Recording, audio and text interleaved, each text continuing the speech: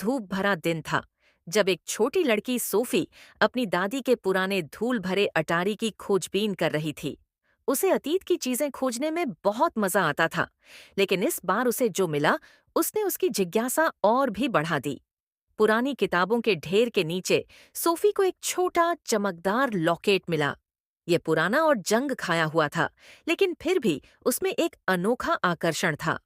Sophie ने इसे पहले कभी नहीं देखा था और उसकी जिज्ञासा जाग उठी। उसने धीरे से लॉकेट को उठाया। उसकी उम्मीद से ज्यादा भारी था और उसके सामने एक अजीब सा चिन्ह खुदा हुआ था। सोफी जल्दी से नीचे भागी, जहां उसकी दादी कुकीज बेक कर रही थीं। उत्साह से उसने उन्हें रहस्यमयी लॉकेट दिखाया और पूछा कि यह कहाँ से आया और इसका क्या मतलब है।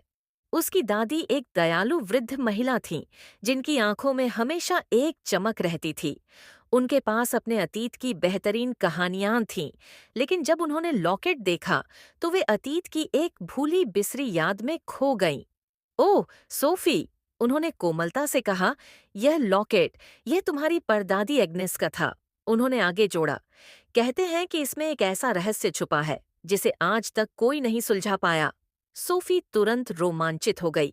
एक रहस्य, ये क्या हो सकता है? उसने लॉकेट को ध्यान से देखा और उस पर खुदा चिन्ह उसे अब और भी रहस्यमयी लगने लगा। उसका दिल इस रहस्य को सुलझाने के दृढ़ संकल्प से भर गया। उस रात अपनी नरम रजाई के भीतर दुबकी सोफी ने अपने नाइट लैम्प की हल्की रोशनी में लॉकेट को ध्यान से देखा। तभी उसे उसमें एक छोटा सा कुंडा दिखा, जिसे वह पहले नहीं देख पाई थी। जैसे ही उसने उसे हल्के से दबाया, एक क्लिक की आवाज आई और लॉकेट खुल गया। अंदर एक छोटा सा कागज का टुकड़ा मुड़ा हुआ रखा था। सोफी ने उसे सावधानी से खोला। ये एक पहेली थी, शायद रहस्य की पहली कड़ी। उस पर लिखा था, उत्तर वही है जहां तुम्हारी परछाई आकाश को छूती है। सोफी सारी रात इस पहेली के बारे में सोचती रही। ये क्या मतलब हो सकता है? सोचते सोचते वह सो गई। उसके हाथ में लॉकेट मजबूती से पकड़ा हुआ था। अगले दिन उसने फिर से इस पहेली पर विचार किया। परछाई और आकाश शब्दों ने उसे झील या तालाब के बारे में सोचने पर मजबूर कर दिया। उनके घर के पीछे एक छोटा तालाब था। क्या वही उत्तर हो सकता है?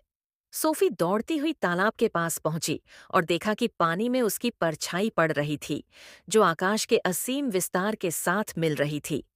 वह पानी को ध्यान से देखने लगी, शायद कोई सुराग मिल जाए, लेकिन कुछ नहीं हुआ। सूरज धीरे धीरे ढल रहा था और आसमान नारंगी रंग में रंग चुका था। जैसे ही उसने तालाब में अपनी परछाई देखी, कुछ अलग दिखा। उसकी परछाई पानी में सूरज की परछाई को छू रही थी। तभी सोफी के दिमाग में एक विचार आया। उसने लॉकेट को सूरज की रोशनी की ओर उठाया। सूरज की किरणें लॉकेट से परावर्तित होकर तालाब की सतह पर पड़ीं और तब लॉकेट हल्का सा कंपन करने लगा। एक हल्की सी क्लिक की आवाज आई और लॉकेट का एक और हिस्सा खुल गया। इस बार अंदर एक और कागज का टुकड़ा था। एक और रहस्य गहराता गया। सोफी एक पहेली के बाद दूसरी पहेली हल करती रही। हर सुराग उसे एक नए रोमांचक सफर पर ले जाता। घर के भीतर, बगीचे में, यहाँ तक कि पूरे कस्बे में भी। एक हफ्ते तक रोमांचक जासूसी करने के बाद सोफी आखिरकार आखिरी पहेली पर पहुंची। उस पर लिखा था, सबसे बड़ा रहस्य तुम्हारे भीतर है। सोफी हैरान रह गई। मेरे भीतर? इसका क्या मतलब हो सकता